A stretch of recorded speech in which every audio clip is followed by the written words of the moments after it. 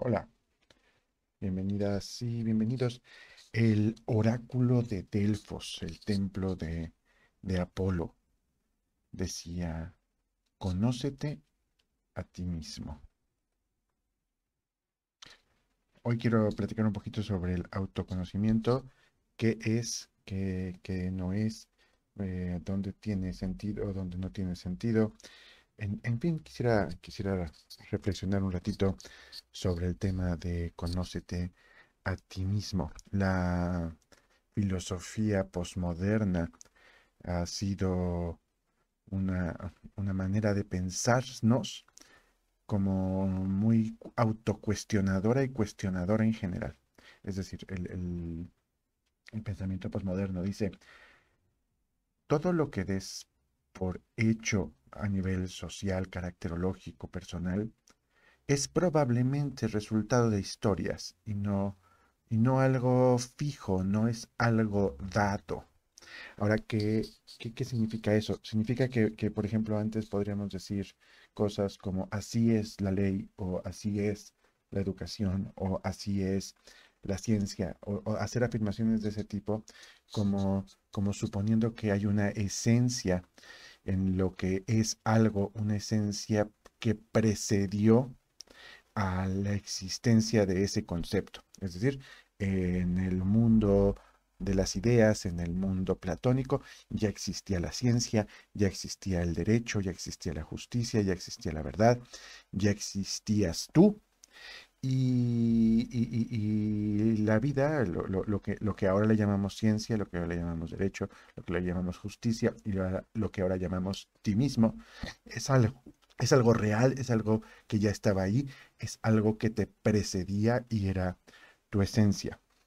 La visión posmoderna cuestiona toda esa idea de la esencia y dice, lo que somos, lo que hacemos, lo que entendemos por justicia, lo que entendemos por verdad, lo que entendemos en muchos sentidos, puede ser que solamente sea, no solamente, no puede ser que sea una, un resultado de experiencias, de decisiones, de procesos que se han ido dando a lo largo de los tiempos y que se cosifican, se estandarizan, se quedan ahí fijos como si fueran ya así, ¿no? Entonces, cuando a un pensador posmoderno, cuando a un pensador existencialista, cuando a un terapeuta narrativo le dices que es importante conocerse a sí mismo, pues te va a decir que no va a haber un sí mismo, ¿no? Que no hay un camino, no hay una búsqueda que nos va a llevar a una esencia, no nos va a llevar a una esencia pura de ti, no hay algo esencial que está antes de lo que tú haces o actúas.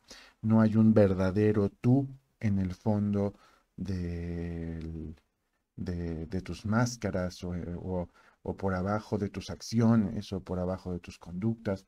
No hay un verdadero tú.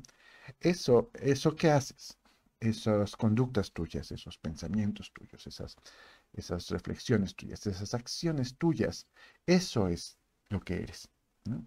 Y eso que eres puede ser distinto, ¿no? Porque si decides hacer cosas diferentes, pues entonces ya no serías eso, serías algo diferente.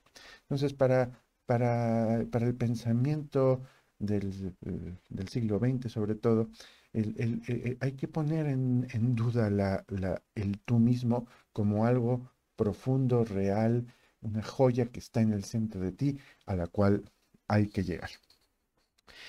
Em, a mí me parece que algo se pierde cuando descartamos por completo al oráculo de Delfos y decimos, entonces ya no te busques a ti mismo. Em, ¿qué pensaba, qué beneficios tenía buscarse a sí mismo? El otro día escuchaba a Yuval Harari decir que por mucho tiempo él no sabía su orientación sexual y a cierta edad la descubrió, la comprendió y eso le ayudó a muchas cosas. Pero que durante el tiempo en el que no sabía su orientación sexual, fue sujeto de manipulaciones que no hubiera podido ser objeto si se hubiera dado cuenta, si hubiera sido consciente, si hubiera comprendido, si hubiera entendido su orientación sexual. Entonces él dice, el que no se conoce está sujeto a manipulación. No es tanto un asunto de conocer un sí mismo esencial, pero que fundamental se vuelve que conozca, por ejemplo, su orientación sexual, no su esencia, no lo que realmente es en el fondo, pero cuál es su orientación, cuáles son sus preferencias, qué le gusta, qué no le gusta, qué le llena, qué no le llena. Eso por un lado, ¿no? Digamos a nivel biológico, que me cae bien cuando lo como y que no me cae bien cuando lo como. El no saber eso me aleja de poder cuidarme. A nivel social, me doy cuenta, me queda claro qué impacto tengo con los demás. Porque hay cosas que hago, que digo, que pienso, que me sorprende luego que la gente no quiera convivir conmigo, pero qué tal que los estoy insultando, qué tal que los estoy maltratando, qué tal que estoy haciendo cosas que contribuyen a que no estén cerca de mí.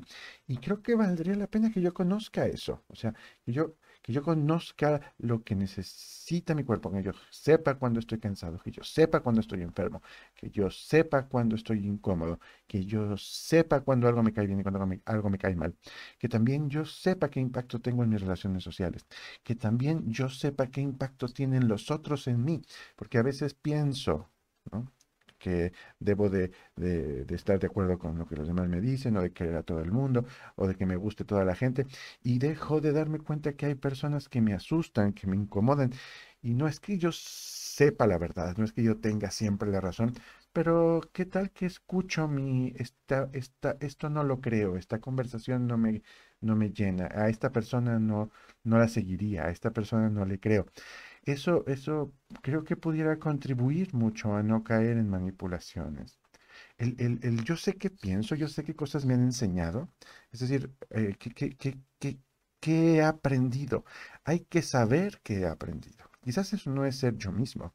Quizás yo no estoy descubriendo el yo mismo cuando descubro qué estoy pensando, pero no saber qué creo y suponer que lo que creo es la verdad y no darme cuenta que nada más es una creencia mía, saber qué creo, saber qué no creo, saber cómo lo que creo afecta mis maneras de actuar, de pensar, cómo afecta mis relaciones, cómo afecta mi relación con el propio cuerpo, saber mis creencias, cuestionar mis creencias también, ¿sí? Igual y buscar si algunas creencias no se están ajustando a mi experiencia, a mi relación con las cosas tal como las estoy viviendo.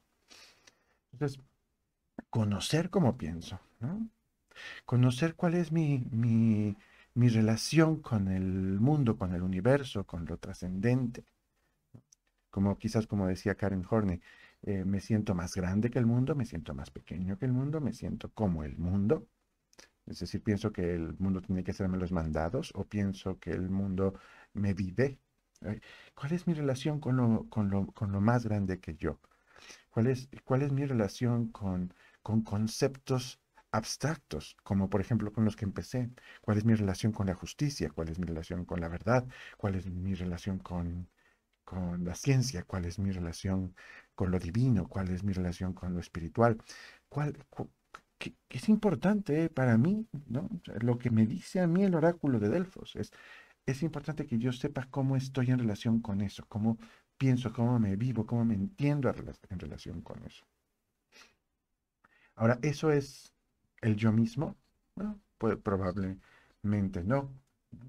Una de las sugerencias del Buda para liberarnos del sufrimiento es entender que no eres ni eso que piensas, ni ese cuerpo como que tienes, ni eso que sientes, ni eso que llamas tú mismo, ni tus relaciones. No eres eso.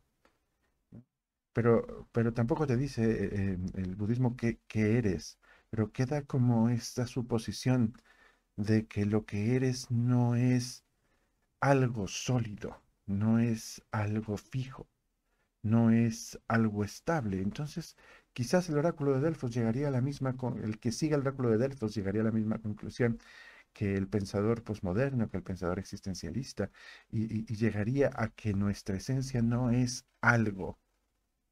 Ujú. Es posible que tampoco sea nada.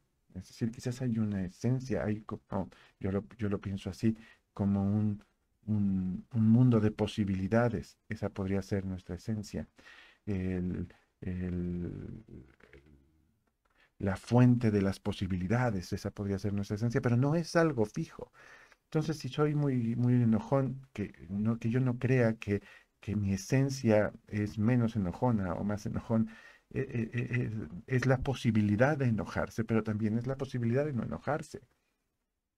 Entonces, el camino de la búsqueda creo que puede pasar por el creer que somos lo que hacemos, que somos cómo nos relacionamos, que somos cómo pensamos, que somos nuestros hábitos, que somos nuestro carácter, pero si seguimos en la búsqueda, veremos que podemos ser distintos, que podemos ser algo de otra forma, que no tenemos que ser de esa forma y que no viajo mucho, no comulgo mucho con el viaje de que hay una manera esencial de ser Carlos, que es la correcta, sino más bien como que hay posibilidades para Carlos que a veces no están ahí accesibles porque Carlos no sabe que puede ser de otra forma. Entonces, para mí, el conócete a ti mismo es conoce qué eres, no para quedarte ahí, ¿no? No necesariamente. Yo creo que a mí la aportación más interesante que ha hecho Claudio Naranjo, una de las personas que he seguido, es decir, primero sigue el camino de Apolo, el camino apolíneo, conócete a ti mismo. Y cuando lo llegues ahí, cuando hayas descubierto quién eres, sigue el camino dionisiaco, ¿no? Como decía Nietzsche, y suelta todo eso y sé otra cosa, ¿no? Alócate, sé, sé otra cosa, sé posibilidades, sé más de lo que tú crees que puede ser. Y así se aprovecharía más la vida, ¿no? Ujú. Algo así.